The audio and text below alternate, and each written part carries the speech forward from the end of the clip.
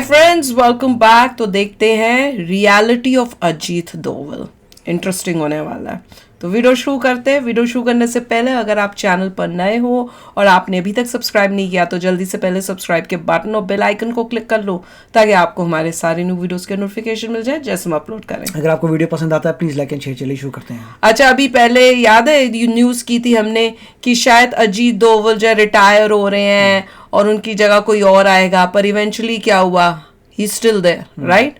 तो ही इतना मतलब उनका फैंटास्टिक काम है कि एज होने के बाद भी रिटायरमेंट नहीं मिल रही, पकड़ के रखा हुआ है। तो चलो शुरू करते हैं। अजीत डोभाल ही इन सब के पीछे थे और इन्होंने ही पीडीपी पार्टी बनवाई कश्मीर के अंदर।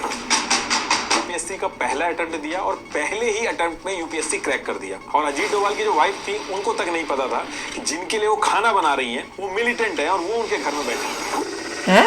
क्या ये क्या था? डोभाल जो है वो दाऊद इब्राहिम को इसलिए पकड़ना चाहते थे ताकि वो पावर में आ सके। मोदी जी ने अजीत डोभाल को गुजरात में इनवाइट किया। कांग्रेस बिल्कुल भी खुश नहीं था अजीत डोभाल से और इसका नुकसान आगे चल के अजीत डोभाल को होता है। अजीत डोभाल आतंकियों को काउंटर करने के लिए ऑफिशियल पोस्ट पे है। दूसरी तरफ उनका बेटा एक पाकिस्तानी के साथ बिजनेस कर रहा है। इसके जयराम रमेश को अजीत डोभाल के बेटे विवेक डोभाल से माफी मांगनी पड़ती है। अजीत डोभाल आरएसएस के एकनाथ रानाडे की ऑर्गेनाइजेशन विवेकानंद केंद्र की मदद से अजीत डोभाल दिल्ली के होटल में छोटा राजन के इन शूटरों के साथ बैठ के प्लानिंग कर रहे थे। इसी टाइम पे अरविंद केजरीवाल, किरण बेदी, अन्ना हजारे ये सब अजीत डोभाल के साथ में मिलकर सहयोग करते थे। ये तो पूरा सुन के पता चलेगा क्या है। देखिए 28 जनवरी 1945 का दिन था और इस दिन उत्तराखंड के पौड़ी गढ़वाल में जहां मेजर जीएन डोभाल रहते थे, इनके घर में अजीत डोभाल जी का जन्म होता है। और अजीत डोभाल के जो फादर थे वो मेजर थे आर्मी में और इनकी जो मदर थी वो यूपी के फॉर्मर सीएम एचएन बहुगुणा की चचेरी बहन थी। अब क्योंकि इनके फादर आर्मी में थे तो आगे चल के उनका ट्रांसफर राजस्थान में हुआ, तो अजीत डोभाल जो थे वो भी वहीं अजमेर राजस्थान के इंडियन मिलिट्री बोर्डिंग स्कूल से ही अपनी स्कूलिंग पूरी करते हैं। और फिर इसके बाद ईयर 1967 में इन्होंने आगरा यूनिवर्सिटी से इकोनॉमिक्स में मास्टर डिग्री ली और उसके अगले ही साल ईयर 1968 में यूपीएससी का पहला अटेम्प्ट दिया और पहले ही अटेम्प्ट में यूपीएससी क्रैक कर दिया। उस समय ये 22 साल के थे। अब आईपीएस में सिलेक्शन होने के बाद इनकी ट्रेनिंग वगैरह हुई और उसके बाद ये केरला के कोट्टयम डिस्ट्रिक्ट में एएसपी बन जाते हैं। अब जब ये एएसपी बने केरला में तो उसके कुछ ही दिन बाद 28 दिसंबर 1971 को एक ऐसा इंसिडेंट होता है जिसकी वजह से अजीत डोभाल बहुत ही कम टाइम में फेमस हो जाते हैं। एक्चुअली हुआ क्या था कि केरला की कन्नौज डिस्ट्रिक्ट के थलासेरा में इस दिन नूर जहां एक होटल था वहां पे फर्स्ट फ्लोर से एक आदमी ने जूता फेंक दिया था और इसको लेके दो रिलीजियस ग्रुप में लड़ाई हो जाती है।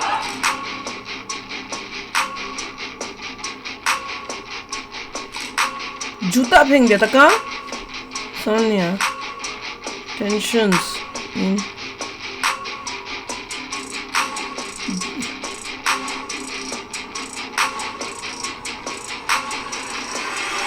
इस एरिया की सिचुएशन इतनी ज्यादा खराब हो जाती है कि दंगे स्टार्ट हो जाते हैं, लूटपाट शुरू हो जाती है। दोनों ग्रुप्स ने एक दूसरे की दुकानें जलाना, सामान लूटना शुरू कर दिया था। बात इतनी बढ़ गई थी कि इस एरिया में पुलिस तक जाने से डर गई थी। अब ऐसे में उस टाइम पे कांग्रेस की गवर्नमेंट थी और कांग्रेस के जो होम मिनिस्टर थे के करुणाकरन, इन पे बहुत ज्यादा प्रेशर हो गया था। तो ये एक ऐसे ऑफिसर को ढूंढ रहे थे जो इस एरिया में जाने से ना डरे, निडर हो और कैसे भी करके इन दंगों को रोक दे। तो उस टाइम पे जो सीनियर ऑफिसर थे उन्होंने बताया कि एक नया ऑफिसर आया, वो बहुत ही शार्प माइंडेड है और निडर है, तो वो इस काम के लिए सही रहेगा। तो जो सीनियर थे उन्होंने अजीत डोभाल का नाम सजेस्ट किया। तो सारे सीनियर ऑफिसर्स की बात मानते हुए के करुणाकरन जो थे, इन दंगों को रोकने की जो जिम्मेदारी थी वो अजीत डोभाल को दे देते हैं। और अजीत डोभाल इंस्ट्रक्शन मिलते ही 2 जनवरी 1972 को इस एरिया में पहुंच जाते हैं और जहां पहले ऑफिसर जो थे जो जाने में डर रहे थे, अजीत डोभाल पूरे एरिया में घूमने लगते हैं। अजीत डोभाल पूरे एरिया में घूम घूम के छोटी से छोटी जो डिटेल्स थी उनको कलेक्ट करना स्टार्ट कर देते हैं। अजीत डोभाल ने डायरेक्ट फोर्सेस का यूज करने की बजाय स्ट्रेटेजिक इंटेलिजेंस गैदरिंग टेक्निक का यूज किया। इन्होंने सिर्फ उन्हीं एरियाज में हैवी पुलिस डिप्लॉय की जहां से सारा का सारा ये जो दंगे हो रहे थे उनका कोऑर्डिनेशन चल रहा था। और ये करने के बाद इन्होंने लाठी डंडों का यूज करे बिना इन्होंने क्या किया, इन्होंने जो दोनों ग्रुप्स के जो लीडर थे, जो लीड कर रहे थे पूरे दंगों को, उनको आइडेंटिफाई किया और फिर खुद जाके उन लीडर से बात करी, नेगोशिएशन स्टार्ट करवाया। और इनसे बात करने के बाद इनको मेन रीजन समझ में आया कि लोग जो उनका सामान लूटा गया उसको लेके बहुत ज्यादा गुस्सा। और इसके बाद अजीत डोभाल ने क्या किया, ये सारा सामान ढूंढने के बाद दोनों ग्रुप्स के जो सामान थे वो एक दूसरे के वापस करवाए। और ये जो दंगे थे जो इतने दिन से चल रहे थे, इनको एक ही वीक में बिना किसी वायलेंस के खत्म कर दिया। Farmer director general of police Alexander Jacob ने इन दंगों पे रिपोर्ट बनाई थी और जब ये रिपोर्ट वापस आई तो अजीत डोभाल की जो स्ट्रेटेजी थी उसकी काफी तारीफ हुई और ये काफी फेमस भी हुई। उस टाइम पे दिल्ली तक इनके बारे में बात स्टार्ट हो गई थी। उस टाइम पे कांग्रेस की सरकार थी और इंदिरा गांधी जी जो थी वो पीएम थी। तो कुछ ही महीनों में अजीत डोभाल को केरला स्टेट से निकाल के दिल्ली बुला लिया जाता है और मिड 1972 में ही इनको इंटेलिजेंस ब्यूरो यानी आईबी के डायरेक्ट ऑपरेशन विंग में ऐड कर दिया जाता है ताकि ये पूरे इंडिया के जो ऑपरेशन हैं उनमें पार्टिसिपेट कर सके। और यहीं से अजीत डोभाल जो हैं वो जासूसी दुनिया के अंदर एंट्री मारते हैं। और सेम ईयर में अजीत डोभाल शादी भी करते हैं और आगे चल के इनके दो बेटे होते हैं, विवेक डोभाल और शौर्य डोभाल। अभी ये जो दोनों बेटे हैं इनकी भी स्टोरी भी आएगी आगे। तो अब इधर दिल्ली के अंदर अजीत डोभाल अपने आईबी के जो ऑपरेशन थे उनके लिए अपने आप को प्रिपेयर करना स्टार्ट करते हैं। वहीं दूसरी तरफ मिजोरम को लेके इंदिरा गांधी बहुत ज्यादा परेशान हो गई थी। एक्चुअली हुआ क्या था कि उस समय मिजोरम जो था वो असम का ही पार्ट था, वो अलग स्टेट नहीं था। तो मिजोरम का जो एरिया था वहां पे सूखा पड़ने की वजह से लोग 1.5 लाख रुपए का कॉम्पनसेशन मांग रहे थे और ना मिलने पर एक लाल डेंगा नाम का आदमी था, उसने Mizo national famine front MNFF बनाया और फिर आगे चल के इसका नाम मिजो नेशनल फ्रंट MNF कर दिया। तो ये जो लाल डेंगा था, जो मिजो पॉपुलेशन थी वहां की, उनके मुद्दों को लेकर सरकार को घेरता था, उनकी आवाज उठाता था। अब मिजोरम असम का हिस्सा था और असम के अंदर ये कर दिया गया था कि जिसको असमिया लैंग्वेज आती होगी उसको ही गवर्नमेंट जॉब मिलेगी। तो इसको लेके मिजो नेशनल फ्रंट MNF, ये जिसको लाल डेंगा चला रहा था, ये गवर्नमेंट के खिलाफ खड़ा हो जाता और आम जनता जो थी वो भी बहुत ज्यादा इनके सपोर्ट में आ जाती और हालत तब आउट ऑफ कंट्रोल हो जाती है जब असम राइफल जो रेजिमेंट थी जिसमें मिजो पॉपुलेशन जो थी वो मेजोरिटी में थी, उनकी 2 बटालियन को डिसमिस कर दिया जाता है। तो अब जब ये 2 बटालियन डिसमिस कर दी जाती हैं तो जो सोल्जर्स थे इस बटालियन के वो अपने मिजो एरिया में वापस आते हैं, बहुत गुस्से में थे। और इनमें से भी 7 मेन कमांडर थे जिनकी जॉब गई थी, वो वापस आके लाल डेंगा जो था वो उसके साथ जाके मिल जाता है कि गवर्नमेंट जो है वो बहुत ज्यादा नाइंसाफी कर रही है और अब हम लोगों को हथियार उठाने पड़ेंगे। अब यहाँ से लाल डेंगा और जो उसकी MNF थी वो बहुत स्ट्रांग हो जाती है, प्लस गवर्नमेंट के खिलाफ ये लोग मिलकर वायलेंस स्टार्ट कर देते हैं। मिजोरम को इंडिया से अलग करने की बातें स्टार्ट हो जाती है। इनफैक्ट BSF जो था उसके ऊपर अटैक कर देते हैं लोग और इंडियन फ्लैग को हटा के अपना फ्लैग लगा देते हैं और मिजोरम को एक नया देश अनाउंस कर देते हैं। आगे बढ़ने से पहले मैं एक कॉमन प्रॉब्लम डिस्कस करना चाहूंगा जो है miss alignment in teeth. Studies के अकॉर्डिंग 40 से 50% एडल्ट्स में टीथ मिस अलाइनमेंट देखी जाती है। अब सुनने में तो ये प्रॉब्लम बहुत छोटी लगती है, लेकिन आड़े टेढ़े दांतों की वजह से सारे दांत जो हैं वो ठीक से क्लीन नहीं हो पाते हैं, तो प्लेग जैसी प्रॉब्लम भी हो सकती है। इनफैक्ट इससे स्पीच प्रॉब्लम भी होती है और हमारी ओरल हेल्थ भी अफेक्ट होती है। तो आप समझ सकते हो कि दांतों का अलाइनमेंट लुक्स के अलावा हमारी हेल्थ के लिए भी कितना इंपॉर्टेंट है। और अगर आपके भी दांतों का अलाइनमेंट ठीक नहीं है तो आपको टूथसी के टीथ अलाइनर से उन्हें सीधा करवाना चाहिए और इसके लिए आप टूथसी का एक फ्री डेंटल चेकअप शेड्यूल करा सकते हैं, अपने घर पे या फिर इनके एक्सपीरियंस सेंटर्स में भी करवा सकते हैं, जो मैं खुद भी करा चुका हूं। इससे आपको बहुत अच्छे से अपने टीथ और ओरल हेल्थ का पता चल जाएगा। और अगर आपकी अलाइनमेंट ठीक नहीं है तो आप टूथसी के ही टीथ अलाइनर यूज करके 6 से 10 महीनों में अपने दांतों को सीधा करा सकते हैं। ये जो अलाइनर्स हैं ये इनविजिबल हैं और काफी कंफर्टेबल भी हैं और इनको निकालना और लगाना भी बहुत ईजी है और टूथसी देता है गारंटीड रिजल्ट। टूथसी ने 3 लाख से भी ज्यादा लोगों के स्माइल डिजाइन किए हैं और मैंने खुद कई लोगों को बढ़िया रिजल्ट्स मिलते देखा है। तो आज ही बुक कीजिए अपना फ्री टीथ स्कैन टूथसी की वेबसाइट या फिर ऐप से,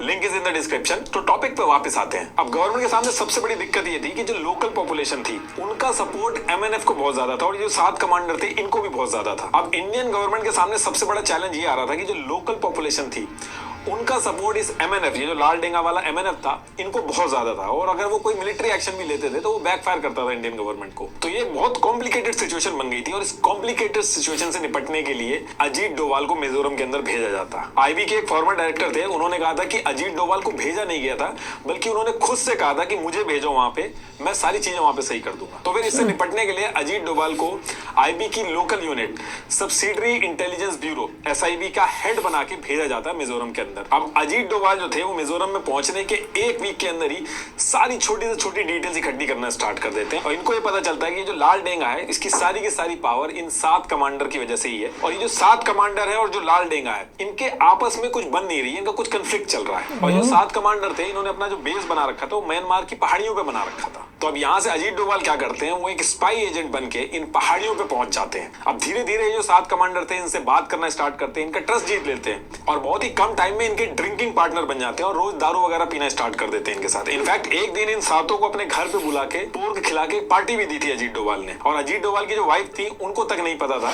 कि जिनके लिए वो खाना बना रही है वो मिलिटेंट है और वो उनके घर में बैठे हुए हैं। अब अजीत डोभाल जब पूरी तरीके से इन कमांडर्स का ट्रस्ट जीत लेते हैं तो इनको समझाने की कोशिश करते हैं कि तुम कैसे भी करके इंडिया के साथ आ जाओ, और अगर तुम इंडिया से मिल जाओगे तो मिजोरम को एक अलग से तो स्टेट बना ही दिया जाएगा, आप लोगों को मंत्री की जो पोजीशन है वो भी दे दी जाएगी, और ये जो छोटे मोटे इशू हैं आम जनता के वो भी रिजॉल्व कर दिए जाएंगे। और अगर ये सारी चीजें नहीं भी मानते हो तो इसमें आपका नुकसान है, इंडियन आर्मी एक ना एक दिन इसमें घुसेगी और ये सारी चीजें खत्म करेगी और आपके हाथ में कुछ भी नहीं लगेगा। तो इस तरीके से ईयर 1972 से लेके 1974 तक कॉन्टिन्यूअस अजीत डोभाल इन लोगों को समझाते हैं और 7 में से 6 कमांडर जो थे उनको अपनी तरफ कर लेते हैं। और जैसे ये 7 में से 6 कमांडर इंडिया की तरफ मिल जाते हैं तो लाल डेंगा बहुत ज्यादा वीक पड़ जाता है और उसको मजबूरी में इंडियन गवर्नमेंट के साथ पीस टॉक स्टार्ट करनी पड़ती है। साइकेत दत्ता एक जर्नलिस्ट थे, इन्होंने जब लाल डेंगा का इंटरव्यू लिया तो लाल डेंगा ने खुद ऑन रिकॉर्ड बोला कि ये जो अजीत डोभाल है ये मेरे 6 कमांडर ले गया था, इसलिए मेरे पास कोई ऑप्शन नहीं बचा था। और फिर इसके बाद मिजोरम एक अलग स्टेट बनता है और लाल डेंगा इसके सीएम बनते हैं और इसका क्रेडिट भी अजीत डोभाल को जाता है। अब इधर अजीत डोभाल मिजोरम में थे और सेम टाइम पे सिक्किम जो कि एक प्रिंसली स्टेट था और वहां का जो राजा था पालदेन नमग्याल वो यूएस के एक हनी ट्रैप में फंस जाता है। यूएस की एक सीआई एजेंट थी होप ग्रुप, इससे शादी कर लेता है और होप ग्रुप जो कि एक यूएस की सीआई एजेंट थी वो सिक्किम की रानी बन जाती है और सिक्किम यूएस के इंस्ट्रक्शन पे चलने लगता है जिससे यूएस के इंटरेस्ट पूरे होते थे। अब इससे निपटने के लिए इंदिरा गांधी आरएनएडब्ल्यू के हेड आरएन काओ से बात करती हैं और उनको सिक्किम भेजती हैं। आरएन काओ जो थे वो एक प्लान बनाते हैं जिसमें ये था कि ये लोग सिक्किम की जो लोकल पार्टियां हैं, छोटी छोटी लोकल पार्टियां हैं, उनको सपोर्ट करेंगे, उनको बड़ा बनाएंगे और उनको राजा के खिलाफ कर देंगे। और जब राजा वीक होगा और उसको आम जनता का सपोर्ट नहीं होगा तो उसको हटाया जाएगा, वरना अभी अगर कुछ करेंगे तो आम जनता भड़क जाएगी और इंडिया के अगेंस्ट में जाएगी वो चीज। अब सिक्किम की ये जो छोटी छोटी पॉलिटिकल पार्टियां थी जिनको सपोर्ट करके राजा के खिलाफ करना था और आम जनता का सपोर्ट लेना था, ये टास्क जो था वो अजीत डोभाल को दिया गया। और अजीत डोभाल ये टास्क मिलते ही एक प्लान बनाते हैं और वो क्या करते हैं कि कांग्रेस पार्टी की एक सिक्किम की local unit Sikkim national Congress थी, इसके एक लीडर थे काजी डोरजी, इससे बात करके इसको सेट कर देते हैं और सारी चीजें एज पर प्लान कर ली जाती हैं। और बहुत ही कम टाइम में जो लोकल जनता थी वो सिक्किम नेशनल कांग्रेस के जो लीडर थे काजी, इसके सपोर्ट में बहुत ही कम टाइम में आ जाती है। अब काजी को अपनी पॉलिटिकल पार्टी को एस्टेब्लिश करने के लिए, बड़ा बनाने के लिए, लोगों के सपोर्ट के लिए जो भी पैसा था, हर तरीके का जो सपोर्ट था वो अजीत डोभाल ने काजी को दिया और इन सब की मदद से काजी आम जनता को अपने साथ जोड़ने में कामयाब हो जाता है और राजा के ऊपर प्रेशर बना के सिक्किम में इलेक्शन करवा लेता है और इसके साथ साथ इलेक्शन जीत के सिक्किम का पीएम भी बन जाता है। पीएम इसलिए बनता है कि उस पर्टिकुलर टाइम तक सिक्किम जो था वो इंडिया से उसका मर्जर नहीं हुआ था। अब एज पर प्लान काजी सिक्किम का पीएम बनने के कुछ ही दिन बाद इंदिरा गांधी को लेटर लिखता है और मदद मांगता है कि सिक्किम के हालात बहुत खराब होते जा रहे हैं और राजा अपनी मनमानी करके लोगों के अधिकार छीन रहा है, उनका नुकसान कर रहा है। और फिर इधर से इंदिरा गांधी मिलिट्री भेजती है और राजा और उसके पूरे पैलेस को सीज कर दिया जाता है। और फिर जब सारी चीजें कंट्रोल में आ जाती है तो इसके बाद सिक्किम में रेफरेंडम कराया जाता है जिसमें इंडिया के सपोर्ट में 97% लोग वोट करते हैं और सिक्किम कॉन्स्टिट्यूशन के 36th अमेंडमेंट से 16 मई 1975 को इंडिया का एक स्टेट बन जाता है सिक्किम। और जैसा वादा किया गया था, काजी डोरजी जो थे वो सीएम बनते हैं सिक्किम के। अब ये सारी सिचुएशन यूएस के हाथ से निकल जाती है और सारी चीजें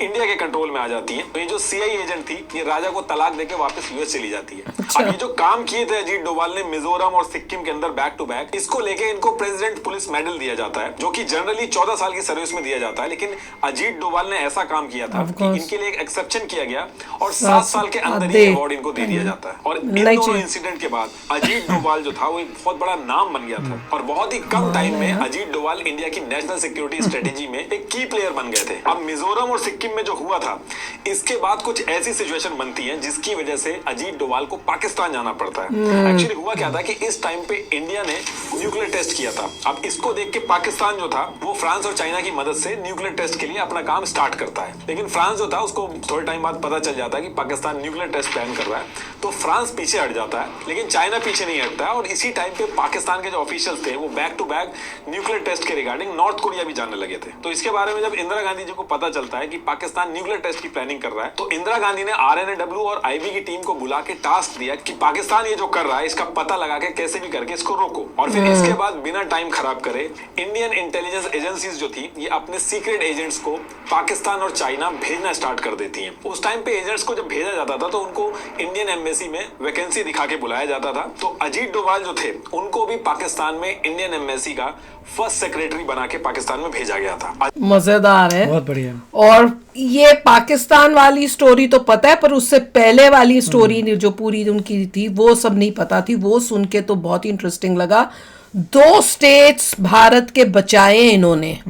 अगर ये उस टाइम नहीं होते तो हो सकता है भारत के पार्ट भी ना बन पाते। वो ये कमाल किया उन्होंने, और इतना मार्वलस अचीवमेंट कि ऑब्वियसली अवार्ड्स देना तो बनता है। अब समझ में आ रहा है कि भाई क्यों इतनी इंपॉर्टेंस दे रहे हैं उनको, रिटायरमेंट क्यों नहीं दी जा रही है।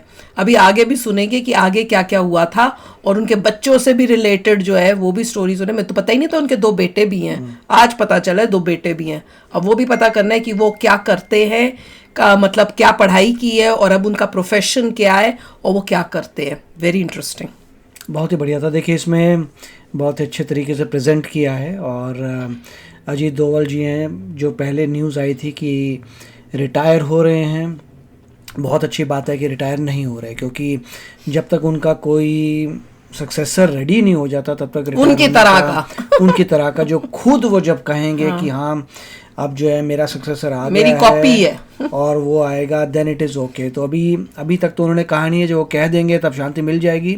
बट ये कमाल की बात है कि वही इंसान सक्सेसफुल होता है जिसने कार्य खुद किए हैं। आप बहुत जगह देखेंगे लोग आते हैं मैनेजमेंट वगैरह में चीज़ें करते हैं, वो सक्सेसफुल इसलिए नहीं होते क्योंकि ज़िंदगी में उन्होंने कुछ एक्चुअली अपना ऑपरेशन नहीं किए। तो यहाँ पे एक ऐसा इंसान है जिसने खुद ऑपरेशंस किए हैं, उन ऑपरेशन में सक्सेस प्राप्त की है, वही इंसान जो है बेस्ट कैंडिडेट है as a top level security agent and national security adviser. तो वेरी नाइस वीडियो। मैं तो ये सोच रहा हूँ कि एज कितनी होगी, he must be between 70-80 at least. और इस एज में भी इतना एक्टिवली पार्टिसिपेशन और इतना मतलब हाई पोस्ट पे काम करना अमेजिंग है यार। तो चलो आप भी शेयर करना अपने थॉट्स। चलते हैं, मिलेंगे नेक्स्ट वीडियो में बहुत ही जल्द। Till then take care and bye bye. तो अगर आप मेरे इस चैनल पे नए हो तो जल्दी से सब्सक्राइब के बटन को हिट करो और बेल आइकन को क्लिक करो, ताकि आपको मेरा जब नया वीडियो मैं लगाऊं आपको उसके बारे में जल्दी से पता चल जाए।